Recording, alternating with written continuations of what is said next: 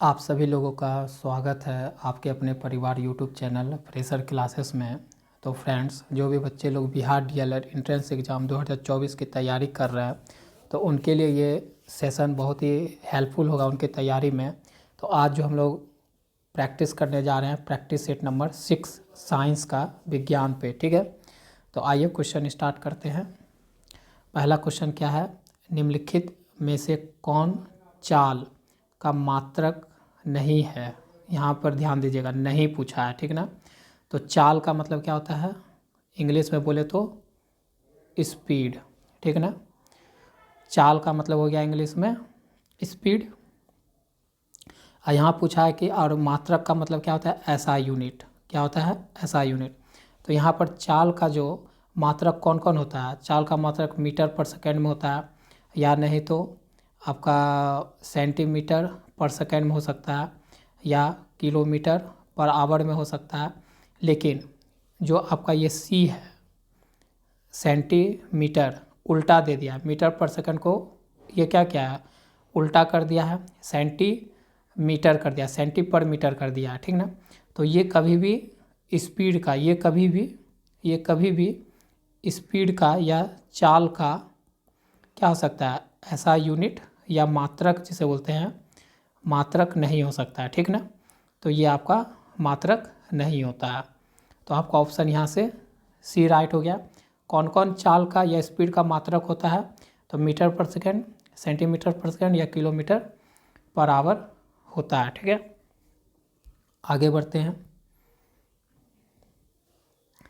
अपने अक्ष पर पृथ्वी के घूर्णन के बढ़ने या घटने से पृथ्वी के किस स्थान पर जी का मान अपरिवर्तित रहेगा। मान लीजिए ये आपका पृथ्वी है, इसमें हम, ये आपका पृथ्वी है, ठीक ना। और ये अपने अक्ष पर मतलब कहाँ घूमता है, यहाँ पर अक्ष है, ठीक है। अक्ष और ये और ये बिंदु क्या है आपका, ये दोनों बिंदु क्या है आपका, अक्ष कहलाता है, जिस पे ये खड़ा है, ठीक ना। इस पे क्या हो रहा है, ये रोटेट हो रहा है, ठीक है। पश्चिम से पूरब की दिशा में रोटेट होता है ना, पृथ्वी कैसे होता है, पश्चिम से पूरब की दिशा में होता है, तो ऐसे रोटेट होता है। तो पश्चिम से पूरब की दिशा में रोटेट हो रहा है अपने अक्ष पर पृथ्वी।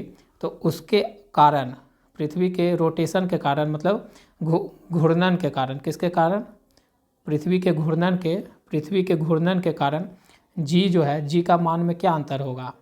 आपको पूछा है कि जी का मान में क्या अपरिवर्तित रहेगा, कहाँ पर अपरिवर्तित रहेगा। तो आप हमेशा याद रखना, ये ध्रुव पर अपरिवर्तित रहेगा, मतलब कोई चेंज नहीं होगा, ठीक है। जब पृथ्वी अपने अक्ष पर बढ़ेगा या घटेगा तो वो उसका जो जी है कहाँ पर अपरिवर्तित रहेगा, नहीं बदलेगा, तो वो ध्रुव पर इसमें कोई बदलाव नहीं होगा, ठीक है। तो ऑप्शन ए राइट हो गया। आगे बढ़ते हैं। प्लाज्मा झिल्ली किससे बनी होती है। प्लाज्मा झिल्ली पूछ रहा है कि आपका किससे बनी होती है। तो प्लाज्मा झिल्ली आपका याद रखिएगा बना होता है प्रोटीन, कार्बोहाइड्रेट और फास्फोलिपिड से बना होता है। किससे बना होता है, प्रोटीन, कार्बोहाइड्रेट और फास्फोलिपिड से बना होता है। तो आपका ऑप्शन सी राइट हो गया। आगे बढ़ते हैं। बिहार के मैदानी भाग में कौन सी मिट्टी मुख्यतः पाई जाती है।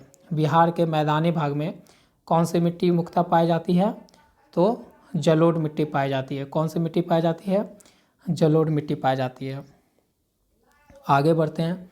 बाहरी कान कहलाता है, बाहरी कान क्या कहलाता है, बाहरी कान आपका कहलाता है कर्ण पल्लव कहलाता है। तो ये आपका एमसीक्यू टाइप का है, इसको आप सीधा याद करो, ठीक है। आगे बढ़ते हैं। जीन के वैकल्पिक रूपों को क्या, वैकल्पिक रूपों का क्या नाम है। जीन के वैकल्पिक रूपों का क्या नाम है, तो क्या है, जीन के वैकल्पिक रूपों का नाम होता है ऑप्शन ए एलील नाम होता है। क्या होता है, एलील नाम होता है। इसी को एलील बोलिए, इसी को एलील बोलते हैं, या इसी को आप क्या बोल सकते हो, युग्म युग्म विकल्पी बोलते हैं। एलिल बोलो या युग्म विकल्पी बोलो, दोनों सेम बात है, ठीक है। तो जीन के वैकल्पिक रूपों का क्या नाम होता है? एलिन होता है या युग्म विकल्पी होता है। अब हमको समझना है कि युग्म विकल्पी या एलिल क्या होता है। तो ये क्या होता है? जो होता है ये होता है एक ही जीन के कई रूप होते हैं जिन्हें क्या कहा जाता है? एलिल कहा जाता है, जिन्हें एलिल कहा जाता है, ठीक है। मैंने आपको बता दिया कि एलिल अगर पूछ ले क्या होता है, तो एक ही जीन के कई रूप होते हैं, ठीक है, जिन्हें क्या कहा जाता है? एलिल कहा जाता है या युग्म विकल्पी कहा जाता है। तो ऑप्शन ए आपका यहाँ से राइट हो गया। आगे बढ़ते हैं। श्वसन है। श्वसन क्या है? तो श्वसन क्या है? तो श्वसन क्या है ये लिख देता हूँ मैं। जिसमें O2 मतलब ऑक्सीजन की उपस्थिति में भोज्य, जो आप खाना खाते हो, भोज्य पदार्थों का दहन होता है एवं ऊर्जा विमुक्त होता है। कहने का मतलब क्या है कि श्वसन क्या है? तो जब श्वसन क्या है कि जो आप खाना खाते हो और जो आप सांस लेते हो, तो सांस जब लेते हो सांस, तो उसके द्वारा आप क्या लेते हो? आप ऑक्सीजन लेते हो अपने शरीर के अंदर नाक के द्वारा। तो जिसमें O2 की उपस्थिति में, मतलब O2 की प्रेजेंट में जो हम लोग खाते हैं, भोज्य पदार्थ जो हम खाते हैं, उसका क्या होता है? दहन होता है। मतलब दहन मतलब उसका क्या होता है? ब्रेक डाउन होता है, ठीक ना, होता है एवं ऊर्जा विमुक्त होती है, और उससे क्या निकलता है? ऊर्जा निकलता है, ठीक है, मतलब एनर्जी मिलती है हम लोग को। तो ये किसके कारण होता है? जो हम सांस के थ्रू हम O2 लेते हैं ना, उसके कारण हमारा जो खाना होता है वो सिंपल कंपोनेंट में टूटता है अंदर में, ठीक है। वो किसके उपस्थिति में? तो ऑक्सीजन की उपस्थिति में टूटता है। इसी क्रिया को क्या कहा जाता है? श्वसन क्रिया कहते हैं, ठीक है। श्वसन क्रिया कहते हैं। तो ये जो श्वसन क्रिया होता है ये किस तरह का प्रक्रिया में आता है? तो आता है ये कैटाबॉलिज्म प्रक्रिया में आता है। ऑप्शन सी राइट हो जाएगा। किस में आता है? तो कैटाबॉलिक प्रक्रिया में आता है, ठीक है ना। आगे चलते हैं। राइबोसोम किस में बनते हैं? राइबोसोम किस में बनते हैं? तो ऑप्शन ये याद रखिएगा, ये बनता है न्यूक्लियोलस में बनता है, न्यूक्लियोलस में बनता है, ठीक है। आगे बढ़ते हैं। यौगिक जिसका अणुसूत्र समान किंतु संरचना सूत्र अलग होती है, क्या कहलाती है? मतलब कोई यौगिक है, मतलब कंपाउंड है। यौगिक को इंग्लिश में क्या बोलते हैं? इसे बोलते हैं कंपाउंड। तो कोई यौगिक है, उसका बोल रहा है अणुसूत्र, मतलब मॉलिक्यूलर फॉर्मूला समान हो किंतु संरचना, मतलब उसका जो स्ट्रक्चर है, बनावट है, वो जो उसका जो सूत्र है वो अलग हो, तो ऐसा यौगिक क्या कहलाता है? ऐसा यौगिक क्या कहलाता है? तो ऐसा यौगिक हमेशा याद रखिएगा, वो समावयवी कहलाता है। समावयवी तो मतलब ऑप्शन ए आपका राइट हो गया, ठीक है। अच्छा, इसके उदाहरण भी दे दे। समावयवी का उदाहरण क्या हो सकता है? तो ये हो सकता है आपका एन ब्यूटेन, ठीक है। इसका अगर आप फॉर्मूला देखोगे, सूत्र देखोगे, तो क्या होता है? CH3 CH2 और CH3। एक और एग्जांपल दे देते हैं। एक और एग्जांपल देखिए क्या होता है? आइसोब्यूटेन। क्या होता है? आइसोब्यूटेन। तो इसका फॉर्मूला CH3 और इसमें चल जाएगा CH3। तो ये भी होता है, ठीक ना। तो एक ऐसा कंपाउंड या यौगिक जिसका मॉलिक्यूलर फार्मूला और उसका जो स्ट्रक्चर होता है सूत्र का, वो देखिए मॉलिक्यूलर अणुसूत्र तो समान होता है, लेकिन संरचना का जो सूत्र होता है ना वो क्या होता है, अलग होता है। तो वैसे यौगिक क्या कहलाते हैं, हमारे समावयवी कहलाते हैं। ठीक है, उसके दो उदाहरण आपको दे दिए तो समझ में आ रहा होगा। आगे चलते हैं। सामान्य नेत्र के लिए दूर बिंदु है, जो हमारा नॉर्मल आइज है, समान मतलब क्या हो गया, नॉर्मल आइज है, उसकी जो रेंज होती है देखने की रेंज, क्या बोल रहे हैं, दूर बिंदु मतलब फार पॉइंट। ठीक है, तो जो दूर बिंदु होता है कितना समान आइज का, वो कितना, वो क्या होता है, वो आपका अनंत होता है। वो क्या होता है, अनंत होता है। ठीक है, ये क्वेश्चन को ध्यान से पढ़ना है। लोग क्या करते हैं, लोग हमेशा ये रट के रखते हैं और ऑप्शन मार के आ जाते हैं 25 सेंटीमीटर, लेकिन नहीं, ये 25 सेंटीमीटर किसके लिए होता है, ये 25 सेंटीमीटर आपका होता है नज़दीक बिंदु। ये जो 25 सेंटीमीटर होता है ये किसके लिए होता है,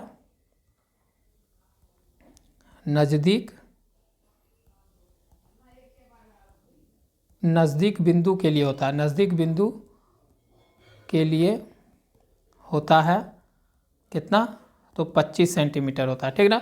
और जो हमारा दूर बिंदु होता है उसके लिए क्या होता है, अनंत होता है। ठीक है, समझ गए होंगे। आगे बढ़ते हैं। डायनमो में क्या, डायनमो में क्या होता है, डायनमो में क्या होता है, डायनमो जानते होंगे, साइकिल देखे हो, साइकिल जो पुराना साइकिल आता था उसमें क्या होता था, जो टायर होता था, यहाँ जो टायर होता था उसमें एक यहाँ पर एक मशीन लगा होता था, देखे होंगे आप लोग बचपन में। जो इधर के बच्चे तो वो नहीं देखे होंगे। तो वो क्या होता था, अब ये टायर घूम रहा है, तो ये कैसा ऊर्जा दे रहा है, ये दे रहा है आपको, ये मैकेनिकल ऊर्जा है मतलब। ठीक है, तो ये टायर घूम रहा है तो इससे कैसा ऊर्जा उत्पन्न हो रहा है, मैकेनिकल ऊर्जा उत्पन्न हो रहा है। और इसमें जब डायनमो लगा रहता था, ये क्या होता था, डायनमो यहाँ पर टायर में चिपका हुआ रहता था। ठीक है, तो वो भी उससे जो सटा हुआ रहता था उसका यहाँ पर एक ढक्कन टाइप का लगा रहता था, तो वो घूमता था। तो वो घूमने से क्या होता था कि अंदर में सिस्टम होता था, जिस कारण से क्या होता था, यांत्रिक ऊर्जा जो टायर घूम रहा है वो यांत्रिक ऊर्जा वो किस में कन्वर्ट हो जाता था, विद्युत ऊर्जा में कन्वर्ट हो जाता था। ठीक ना। तो डायनमो क्या करता है, यांत्रिक ऊर्जा को विद्युत ऊर्जा में परिवर्तित करने का काम करता है। तो ऑप्शन आपका 56 नंबर क्वेश्चन का ऑप्शन ए राइट हो गया। ठीक, आगे बढ़ते हैं। विश्व पर्यावरण दिवस किस तारीख को मनाया जाता है, सीधा 5 जून को। आगे बढ़ते हैं। फ्लेमिंग के वाम हस्त नियम में बाएं हाथ की तर्जनी उंगली करती है, ये क्या दिया हुआ है,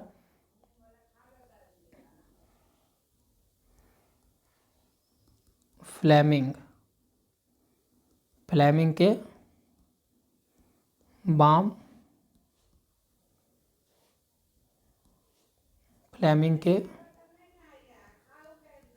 वाम हस्त नियम। ठीक है, फ्लेमिंग के वाम हस्त नियम, या जिसे आप बोल सकते हो बाएं हाथ का नियम। ठीक है, क्या बोल सकते हैं, वाम हस्त का नियम या बाएं हाथ का नियम के अनुसार जो है क्या होता था, के अनुसार मैं यहाँ सब दिखा देता हूँ। अच्छा, मान लीजिए ये बायां हाथ मैं बनाता हूँ। ठीक है,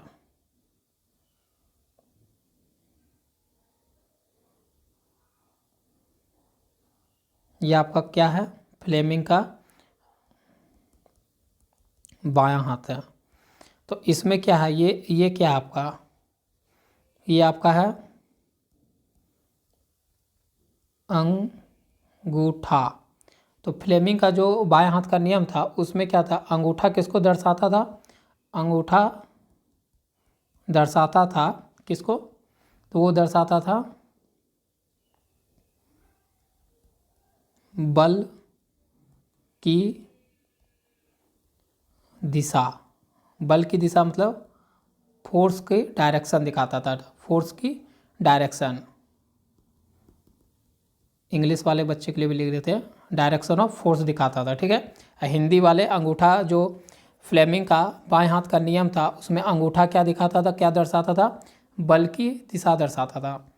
एक हो गया। और बताते हैं, और ये तर्जनी उंगली यहाँ होता था, ठीक है, इस तरह से बनता था। थोड़ा सा आपको कैसे बनेगा, ये मान लीजिए तर्जनी उंगली ये है,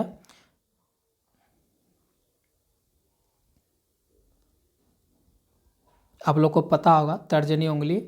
तो तर्जनी उंगली जो होता था, तर्जनी उंगली वो क्या दर्शाता था, वो दर्शाता था चुंबकीय क्षेत्र, चुंबकीय क्षेत्र की दिशा, ठीक है। तर्जनी उंगली क्या दिखाता था, फ्लेमिंग बाएं हाथ का नियम में तर्जनी उंगली दर्शाता था चुंबकीय क्षेत्र की दिशा। तो आपको यहाँ पर क्या पूछा है, यहाँ पर आपको पूछा है तर्जनी उंगली क्या संकेत करता है। तो तर्जनी उंगली क्या संकेत करता है, चुंबकीय क्षेत्र की दिशा। तो ये तो है नहीं, चालक पर विद्युत धारा ये भी नहीं, चालक के प्रवाहित विद्युत धारा की दिशा नहीं। तो ऑप्शन डी राइट हो गया। कौन सा राइट हो गया, ऑप्शन डी राइट हो गया। और बता देते हैं, एक और उंगली बचा था ना, एक और उंगली बचा, वो भी बता देते हैं। ये वाला उंगली के बारे में बता देते हैं, जो क्या वह कहलाता है, मध्यम, मतलब मध्य की उंगली। जो हम लिख रहे हैं फ्रेंड्स, उसको ध्यान से सुनिए, और आप अपने अगर नोट करते हैं तो नोट कॉपी में इस सब को लिख लीजिए, आपका इससे फेयर कॉपी तैयार हो जाएगा और आप इसी को रिवीजन कीजिए। मान लीजिए अभी तर्जनी उंगली के बारे में पूछा, आपसे अंगूठा के बारे में पूछ सकता है, आपके एग्जाम में आ जाए तो ठीक है। तो देखिए मध्यम उंगली किसको इंडिकेट करता था, किस चीज़ को दर्शाता था, तो ये दर्शाता था विद्युत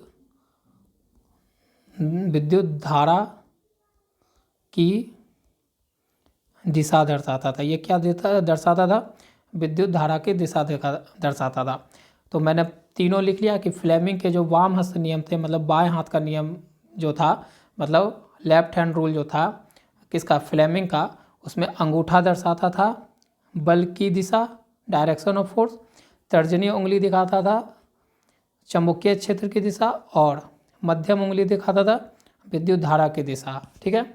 तो यहाँ से आपका पूछा था तर्जनी उंगली, तो तर्जनी उंगली क्या बताता था, चुंबकीय क्षेत्र की दिशा। तो आपका ऑप्शन डी राइट हो गया। आगे चलते हैं, निम्न में से कौन सी वस्तु उष्मा के अच्छा चालक है।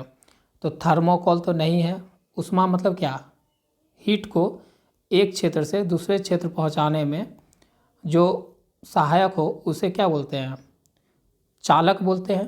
तो यहाँ थर्माकोल से क्या, थर्माकोल से हीट एक छोर से दूसरे छोर नहीं जा सकता है, थर्माकोल के थ्रू। लकड़ी के बुरादा से भी नहीं जा सकता है, प्लास्टिक से भी नहीं जा सकता, किससे तब जा सकता है, शीशा से जा सकता है। शीशा को इंग्लिश में क्या बोलते हैं, लीड बोलते हैं, ठीक है ना। और ये क्या होता है, शीशा क्या होता है, एक धातु होता है, ठीक ना, जो क्या होता है, उष्मा का अच्छा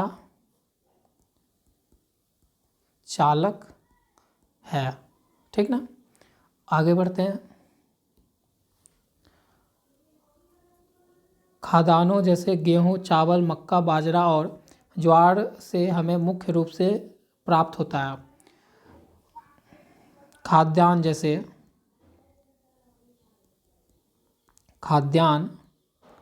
जैसे कि आपका गेहूँ है, चावल है, मक्का है, बाजरा है, ठीक ना, और क्या है, ज्वार है। ये सबसे क्या चीज़ की हम लोग को प्राप्ति होती है, जब इसको हम खाते हैं तो इससे हमको मिलता है ऑप्शन बी, मतलब कार्बोहाइड्रेट मिलता है। क्या मिलता है? कार्बोहाइड्रेट मिलता है। क्या मिलता है? कार्बोहाइड्रेट मिलता है। ठीक है, आगे बढ़ते हैं। तो ऑप्शन यहाँ से आपका क्या हो गया? राइट, बी हो गया। आगे क्या है? कालाजार रोग का उष्मायन अवधि क्या है?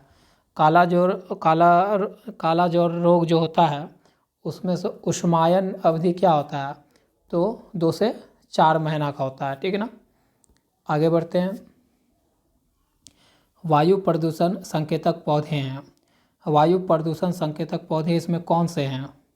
मतलब वायु प्रदूषण जब होता है, वायु जब प्रदूषण हो जाता है, मतलब वायु गंदा हो जाता है, तो उसका संकेत हमको नोटिफिकेशन भेजने वाला कौन पौधा है? तो ये है आपका, ये आपका ऑप्शन बी है। क्या है? लाइकेन। लाइकेन वैसा पौधा है कि वायुमंडल जब प्रदूषण होता है तो उसका आपको संकेत भेजता है। कैसे भेजता है तो देख लेते हैं।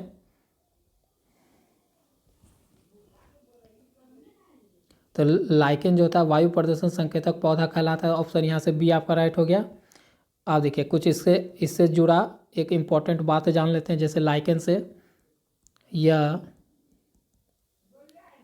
पौधा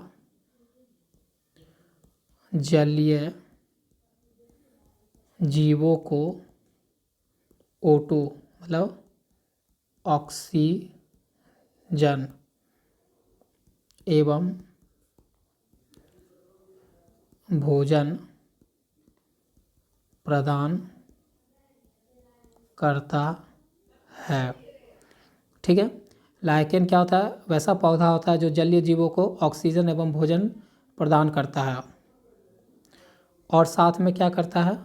जो जल के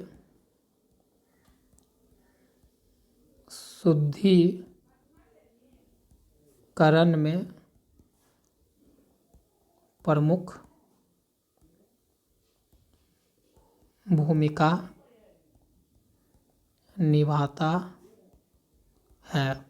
दो बातें लाइकेन से जुड़ा हुआ, 3 बातें हो गई लाइकेन से जुड़ा हुआ कि लाइकेन क्या होता है? वायु प्रदूषक सूचक होता है। और दूसरा हो गया कि ये जो पौधा होता है जलीय जीवों, मतलब जलीय जीवों, जैसे जल में जो रहने वाले जो जीव होते हैं, जीव जंतु, उसको ऑक्सीजन देता है और भोजन प्रदान कराता है। ठीक है, तीसरा बात हो गया कि जो जल को क्या करता है? शुद्धिकरण, मतलब जल को साफ करने में प्रमुख भूमिका निभाता है। कौन? लाइकेन। तो ये सब बातें आपको याद रखना है, अपने नोटबुक में नोट करते जाना और इसका रिवीजन करना एग्जाम होने तक। ठीक है, आगे बढ़ते हैं। परमाणु के नाभिक में उपस्थित होते हैं। क्या क्या उपस्थित होते हैं? ये क्वेश्चन हम लोग पहले भी किए हैं, तो ये आपको होमवर्क देंगे। आपको रोज़ हम एक होमवर्क देते हैं, तो आपका ये होमवर्क है जिसको आपको कमेंट में रिप्लाई करना है। ठीक है, कमेंट में रिप्लाई करना है कौन सा? इसका आंसर। देखते हैं कौन सा कितने बच्चे इंटरेस्टेड, मतलब क्या मन लगाकर बिहार डीएलएड की तैयारी कर रहे हैं। तो आपका कमेंट का इंतज़ार रहेगा। जब भी कमेंट करिएगा तो आप इसमें क्या करिएगा, कौन सा प्रैक्टिस सेट है ना, कौन सा प्रैक्टिस सेट का ये क्वेश्चन है, वो आपको यहाँ पर लिख के अथवा ये कमेंट कर दीजिएगा। ठीक है, उससे हमको पता चल जाता है, क्योंकि मैं वीडियो बनाता हूँ तो फिर आप पीछे मैं प्रैक्टिस सेट नहीं देख पाता हूँ। तो आपका ये होमवर्क है, ठीक ना, बताना है। अब देखिए पीएच स्केल की खोज किसने की? तो पीएच स्केल की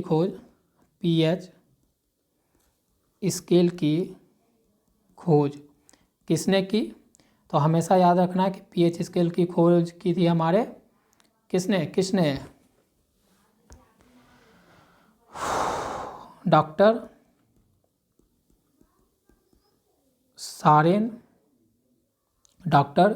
सारेनसन ने की थी। डॉक्टर सारेनसन ने की थी। ऑप्शन आपका यहाँ से कौन राइट हो गया? डी, ये हो गया। तो यहाँ तो जो आपका सवाल था उसका जवाब हो गया डॉक्टर सारेनसन ने की थी। ठीक है, अब आगे बढ़ते हैं कि पीएच स्केल होता क्या है। तो पीएच स्केल के बारे में जान लेते हैं कि पीएच स्केल होता क्या है। तो पीएच स्केल वस्तु के अम्लीयता या क्षारीयता को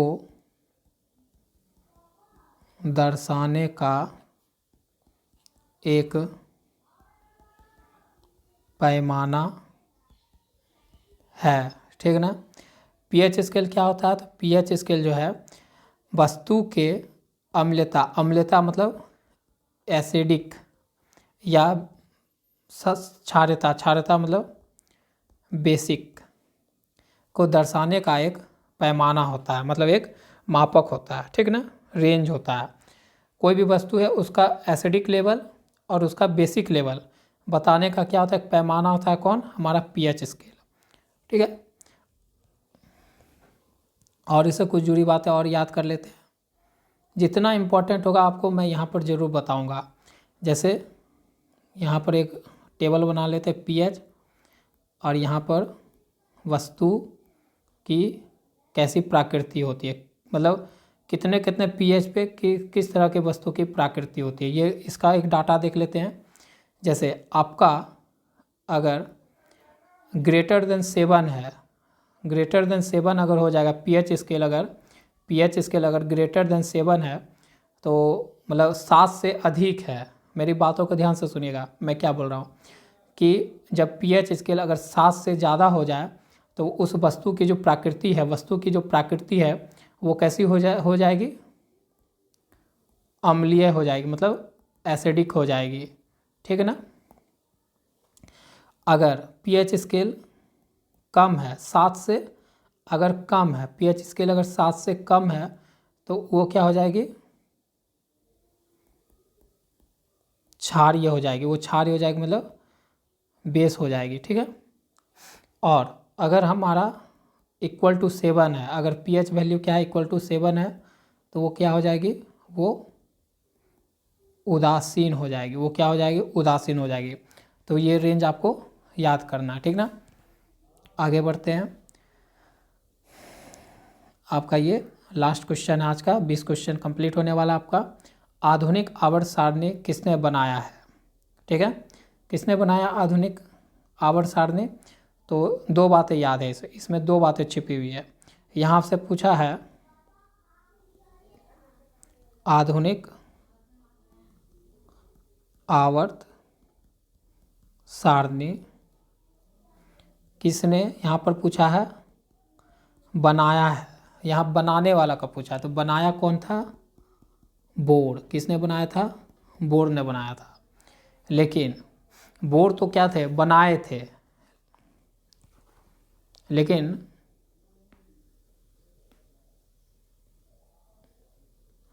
इसको जो दिया किसने था? ये बनाया था लेकिन इसको दिया किसने था? पूछ देता है दिया गया था। पूछेगा कि आपको आधुनिक आवर्त सारणी किसके द्वारा दिया गया था? तो दिया गया था हेनरी मोसले के द्वारा। किसके द्वारा दिया गया था? हेनरी मोसले के द्वारा दिया गया था। दो बातें हैं, बनाया किसने था? बोर ने। लेकिन उसको दिया किसने था? हेनरी मोसले ने दिया था। तो ये दोनों बातें याद रखना है। ठीक है। और तीसरी बात यह है कि आधुनिक आवर्त सारणी जो बनाया गया था तो इसमें जो परमाणु था, इसमें जो परमाणु था, परमाणु मतलब एटम जो था, उसको किस आधार पर, एटम को किस आधार पर सजाया गया था? तो एटम को जो सजाया गया था उसको बढ़ते क्रम में सजाया गया था। ठीक ना। तो इसको किस रूप में, जो हमारा आधुनिक आवर्त सारणी उसमें जो परमाणु को रखा गया था उसको बढ़ते क्रम में सजाया गया था। ये भी आपसे क्वेश्चन पूछ सकता है। तो इसको भी याद रखना है। किसने खोज किया था ये भी याद रखना है। ठीक ना। और किसने दिया था ये भी याद रखना है।